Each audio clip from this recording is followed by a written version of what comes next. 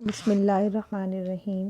السلام علیکم بچوں، آج ہم آپ کی اردو کی بک میں موجود سبق آتے سندھ محمد بن قاسم کی بلند خوانی کریں گے۔ تو آئے چلتے ہیں بلند خوانی کی جانب۔ پہلا منظر، سر ادیب موجودہ سری لنکا سے مسلمانوں کا ایک تجارتی جہاز بحر عرب کی پرسکون موجوں سے کھیلتے ہوئے دیبل قدیم زمانے کی ایک بندرگاہ جو کراچی کے قریب تھی کی جانب بڑھ رہا ہے۔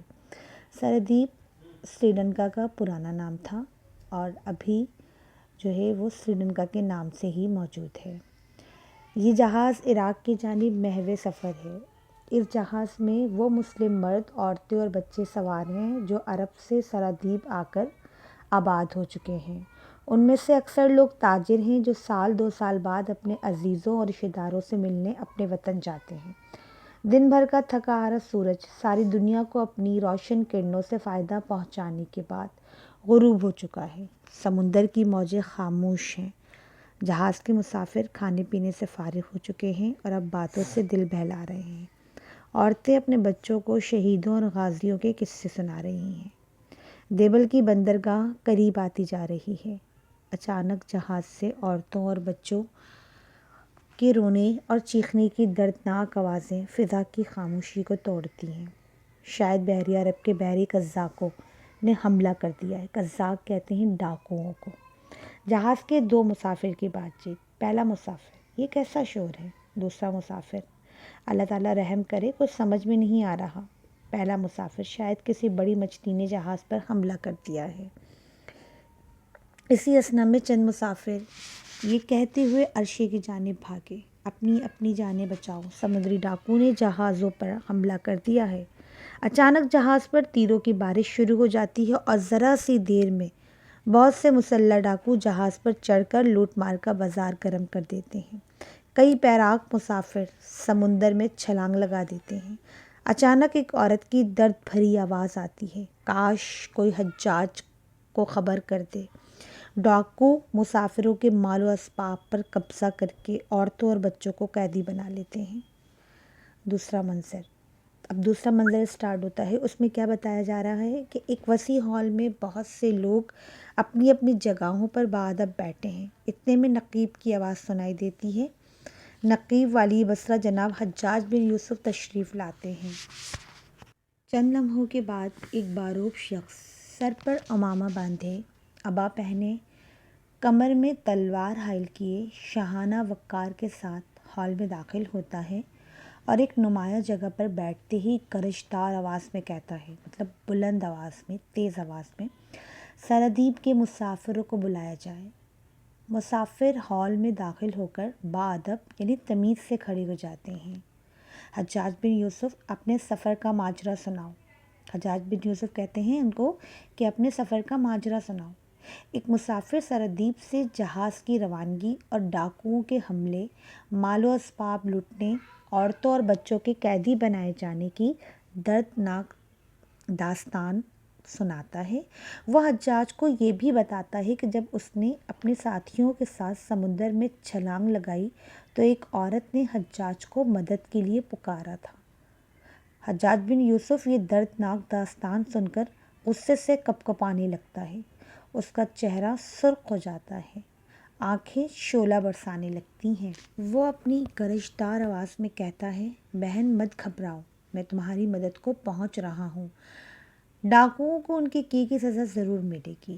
حجاج، عبدالعزیز سندھ کے راجہ داہر کو ہمارا پیغام پہنچا دو کہ وہ عورتوں اور بچوں کو ڈاکوؤں کی قید سے آزاد کرا کر مال و اسباب سمیت بصرہ روانہ کر دے۔ اس واقعے سے ہمارے دل کو بڑی تکلیف ہوئی ہے۔ عبدالعزیز کہتا ہے، بہت بہتر جناب۔ تیسرا منظر اسٹارٹ ہوتا ہے۔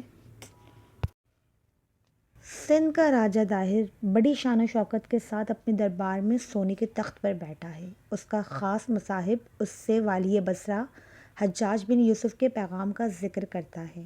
راجہ داہر، مسلم قاصد کو حاضر کیا جائے۔ مسلم قاصد شاہی اداب کے ساتھ راجہ داہر کو والی بصرہ کا پیغام پیش کرتا ہے۔ راجہ کا خاص مصاحب اسے پیغام پڑھ کر سناتا ہے۔ راجہ داہر پیغام سن کر غصے سے لال پیلا ہو کر کہتا ہے، بصرہ کے والی نے ہمیں بڑا گستاخانہ خط لکھا ہے۔ شاید اسے ہمارے رعب و دبدبے کا علم نہیں۔ ہم سندھ کے راجا ہیں، بڑے بڑے راجا مہاراجا ہمارے نام سے تھر تھراتے ہیں۔ ہمیں اس دھمکی آمیز انداز میں مخاطب کرنے کی کون جرأت کر سکتا ہے؟ ہماری طرف سے بصرہ کے والی کو لکھ دیا جائے کہ جن سمندری لٹیروں نے یہ حرکت کی ہے وہ ہمارے قابو سے باہر ہیں، اگر تم میں ہمت ہے تو ان سے خود آ کر نمٹ لو۔ مسلم قاصد راجہ داہر کا جوابی پیغام حجاج بن یوسف کی خدمت میں حاضر ہوتا ہے۔ حجاج راجہ کا جواب سن کر غصے سے آگ بگولا ہو جاتا ہے اور ایک چھوٹا سا لشکر سندھ کی جانب روانہ کرتا ہے۔ یہ لشکر سپہ سالار کی ناتجربہ کاری کی وجہ سے ناکام ہو جاتا ہے۔ اب حجاج اس مہم کے لیے اپنے نوجوان بھتیجے اور داماد محمد بن قاسم کا انتخاب کرتا ہے۔ چوتھا منظر: رات کے 12 بج چکے ہیں۔ حجاج بن یوسف ملاقات کے کمرے میں تنہا بیٹھا ہے۔ اتنے میں محمد بن قاسم اجازت لے کر اندر داخل ہوتا ہے۔ حجاج بن یوسف کھڑا ہوتا ہے اور آگے بڑھ کر اپنے قابل فخر بھتیجے کا ماتھا چومتا ہے۔ اس کے بعد دونوں بیٹھ جاتے ہیں۔ حجاج: سندھ کے راجہ داہر نے مسلمانوں سے جنگ چھیڑ کر ان کی غیرت کو للکارا ہے۔ ہمارے پہلے لشکر کی ناکامی نے اس کے حوصلے بلند کر دیے ہیں۔ ہمیں یہ اطلاع ملی ہے کہ مسلمان عورتیں اور بچے راجہ کے قیدی ہیں۔ محمد بن قاسم کہتے ہیں، چچا جان، اللہ تعالیٰ ہمارے ساتھ ہے، ہم راجہ داہر کا غرور خاک میں ملا دیں گے۔ ابھی اس نے مسلمانوں کی تلواروں کے جوہر نہیں دیکھے۔ حجاج: بھتیجے مرحبا، میں نے کچھ سوچ کر ہی تمہیں اس عظیم فوج کا سپہ سالار بنایا ہے۔ حجاج بن یوسف محمد بن قاسم کو کامیابی کی دعا دیتا ہے اور محمد بن قاسم حجاج سے رخصت ہوتا ہے۔ محمد بن قاسم پچھلی شکست کا اپنے دوست عبید اور مشیروں کے ساتھ جائزہ لیتے ہیں۔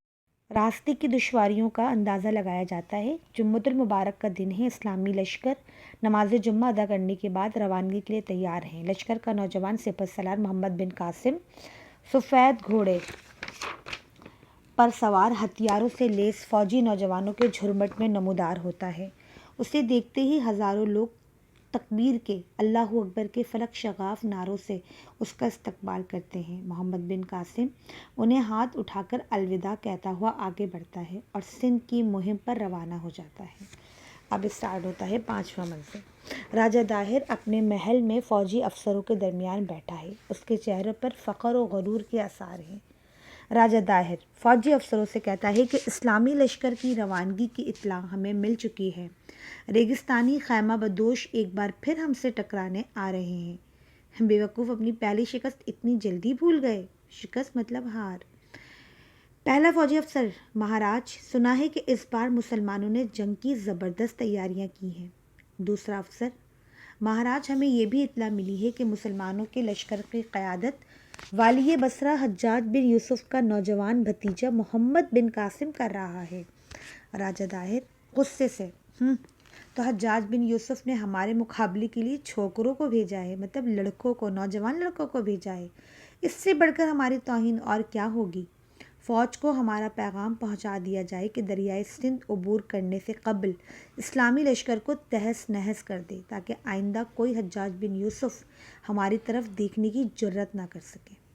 پہاڑوں سے زیادہ بلند اور مضبوط ارادے رکھنے والے نوجوان سپہ سالار محمد بن قاسم راتوں رات کشتیوں کا پل بنا کر دریائے سندھ عبور کر لیتا ہے۔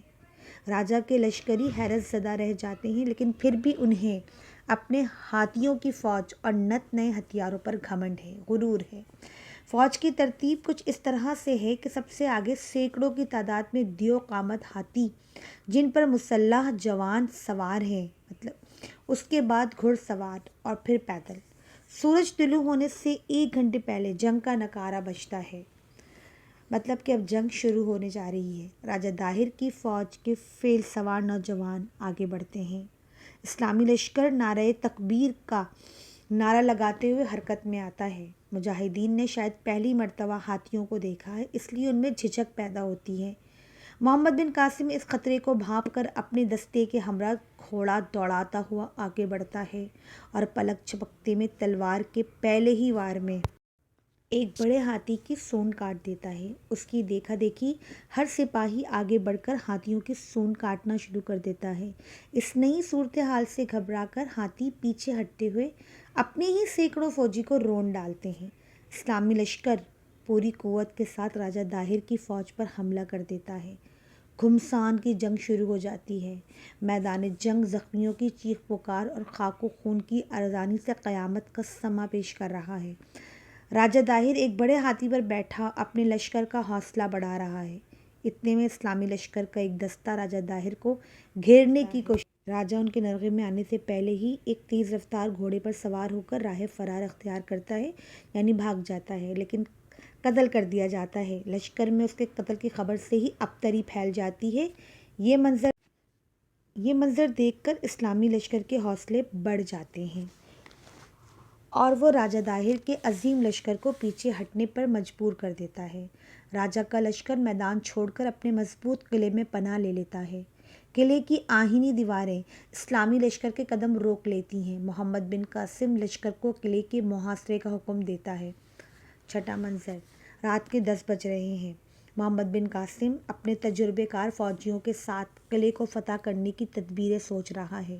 عبید، یہ قلعہ اتنی آسانی سے فتح ہونے والا نہیں، شاید اس کی دیواریں فولاد یعنی لوہے کی بنی ہوئی ہیں۔ محمد بن قاسم، لیکن قلعہ فتح کیے بغیر تو کام نہیں چلے گا۔ مسنا، جناب میرے ذہن میں ایک ترکیب آئی ہے۔ محمد بن قاسم، کہو کیا ترکیب ہے؟ مسنا، ہمیں قلعے کی تسخیر کے لیے منجیق تیار کرنا ہوگی، جس کے ذریعے قلعے کی دیواروں پر بڑے بڑے پتھر برسا کر انہیں توڑا جا سکتا ہے۔ محمد بن قاسم، لیکن منجیق بنے گی کیسے؟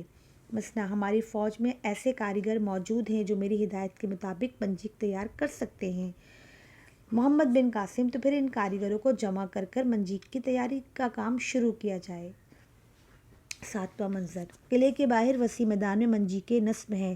مجاہدین اسلام ان کے ذریعے قلعے کی آہنی دیواروں پر بھاری پتھر برسا رہے ہیں۔